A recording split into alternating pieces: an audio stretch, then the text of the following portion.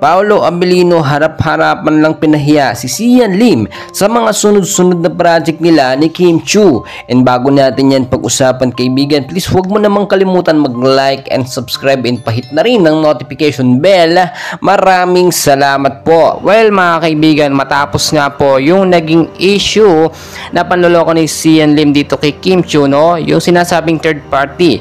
At kabilang dyan itong si Iris Lee na pinagsabay nga po. Sa kabila ng ganyang pangyayari ay to the rescue naman po etong si Paolo Abilino at pinapakita niya ngayon, no, yung kanyang pagmamahal at pagpapahalaga kay Kim Chiu.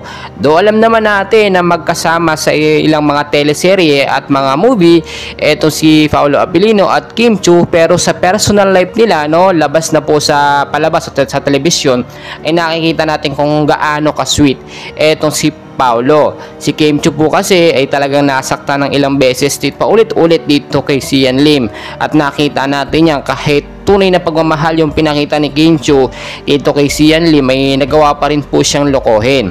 Pero sa pagkakataong ito, muli namang umibig at nabigay ng pagkakataon or isa pang tsansa, no, na magkaroon ng karelasyon itong si Kim Chiu, at ang tinutukoy po natin dyan ay si Paolo Abilino. Tignan nyo mabuti mga kaibigan, ngayon po kasi talagang lagi po nandyan, no, or nakabantay itong si Paolo Abilino sa mga pinupuntahan or mga kinikilos nga po ni Kim Chiu, dahil siyempre alam naman natin yung mga bashing, yung mga bagay na hindi magaganda at magpapalungkot kay Kim Chiu, yun pong iniiwasan ni Paolo Abilino. May mga nagsasabi paano naman daw ang Paunin kung nandiyan ang Kim Pao. Well mga kaibigan, alam naman natin na tanggap na ng mga fans na wala na po totally etong Paolo Abilino at Janine Gutierrez yung Paunin, at ang bago ngayon ay Kim Pao na. Sinusuportahan na po yan ng mga netizens ngayon matapos po yung panlolokong ginawa ni Sian Lim dito kay Kim Chiu, yung third party o yung pinagsabay nga po, no, si Iris Lee at si Kim Chiu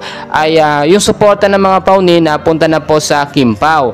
Wala nang problema, hindi na po nila iniisip yung bagay na yan dahil si Janine Gutierrez naman as of now, alam naman natin tanggap na po yan, no. Alam niya sa sarili niya na si Paolo Abilino ay magmamahal din ng ibang babae, at si Kim Chiu nga po yung ating kinutukoy. Ngayon nakikita nyo talagang hindi man nila directly sinasabi sa publiko na sila na ay magkarelasyon. So nakikita natin mga sweet photos, no, na magkakasama sila or magkasama si Paolo at si Kim, ay very obvious na sila talaga ay merong relasyon na tinatago po, no, at balang araw may expose din po yan at malalaman din ng sambayan ng Pilipino. Well mga kaibigan, patuloy ko kayong i-update, please huwag kalimutan mag-like and subscribe.